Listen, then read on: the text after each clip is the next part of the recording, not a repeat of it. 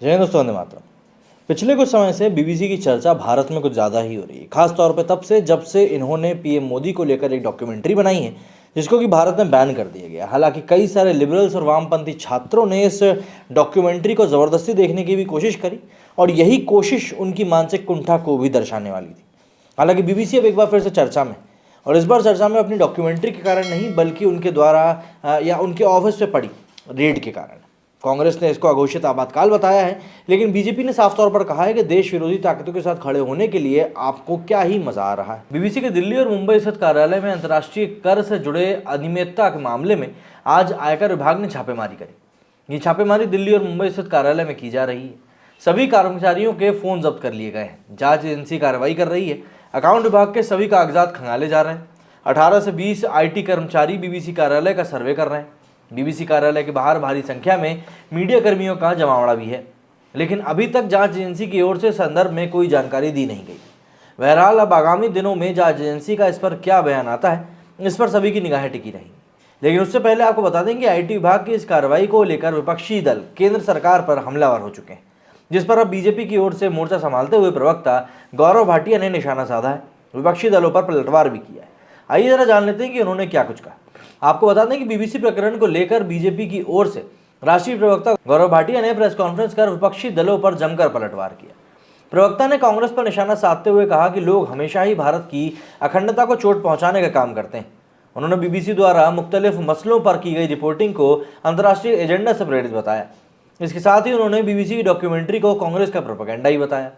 प्रवक्ता ने कहा कि हमेशा से ही ऐसा क्यों होता है कि कांग्रेस का हाथ देश विरोधियों के साथ होता है और अभी तक जांच एजेंसी ने अपना काम पूरा किया भी नहीं, तो भला किस आधार पर तमाम विपक्षी दल देश विरोधियों के साथ खड़े हो जाते हैं।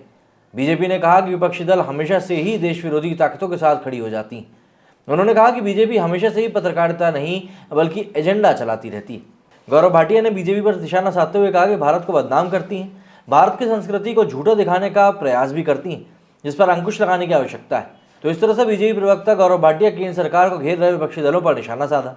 अब देखिए कुछ एक ट्वीट्स की तरफ अगर नजर डालें तो कांग्रेस ने सबसे पहले एक ट्वीट करते हुए लिखा कि तानाशाह एक डरपोक आदमी होता है, और साथ ही साथ इसके ऊपर उन्होंने बीबीसी न्यूज़ का जो लोगो था उसका भी इस्तेमाल किया।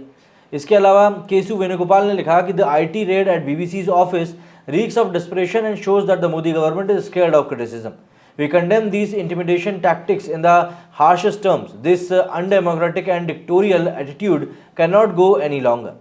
इसी के साथ कांग्रेस MP जयराम रमेश ने कहा कि why is center running away from our JPC probe on Adani? If there is nothing to hide, why are they reluctant? They have expunged and the questions were raised in both houses. We are being threatened to stay silent. Sources की तरफ से यही पता चलता है कि BBC के KG मार्ग रोड पर स्थित भारतीय दफ्तर में छापेमारी इस समय चल भी रही। सूत्रों ने बताया कि वहां काम कर रहे कर्मचारियों को घर जाने के लिए कह दिया गया है। आयकर विभाग ने वहां काम कर रहे कर्मचारियों को यह भी कहा है कि वो फ़ोन का इस्तेमाल नहीं कर सकते। एक सर्वे के तहत आयकर विभाग केवल कंपनी के व्यावसायिक परिसर की ही जांच करता है और इसके प्रवर्तकों या फिर निदेशकों के आवासों और अन्य स्थानों पर छापा नहीं मारता है। वहीं कांग्रेस के हैंडल से ट्वीट करके कहा गया कि पहले बीबीसी की डॉक्यूमेंट्री आई, उसे बैन कर दिया गया। अब बीबीसी पर IT का छापा पड़ गया है, अघोषित आपातकाल। कांग्रेस नेता जयराम रमेश ने बीबीसी पर आयकर विभाग की कार्रवाई को लेकर कहा कि यहाँ हम अडानी के मामले में JPC की मांग कर रहे हैं और वहाँ सरकार बीबीसी के पीछे पड़ चुकी। गौरतलब है कि PM नरेंद्र मोदी पर बीबीसी ने गुजरात दंगों को लेकर एक डॉक्यूमेंट्री रिलीज करी थी। इस डॉक्यूमेंट्री पर केंद्र सरकार ने कुछ दिन पहले रोक लगा दी थी। इंडिया द मोदी क्वेश्चंस को सोशल मीडिया के सभी प्लेटफॉर्म से बैन करने का आदेश दिया गया था। आयकर विभाग की कार्रवाई को इससे भी जोड़कर देखा जा रहा है। जाहिर सी बात है, यहाँ पर कांग्रेस पार्टी के पास भी आरोप लगाने के लिए काफ़ी कुछ है, लेकिन सीधी सी बात यही है कि कांग्रेस जिस मौके पर ये पूरा काम करने की सोच रही है वो मौका कहीं से कहीं तक भी जायज़ नहीं ठहराया जा सकता। आप लोगों का इस बारे में क्या कहना है, कमेंट करके जरूर बताइएगा। मेरे वीडियो फिलहाल इतना ही। जय हिंद, जय भारत।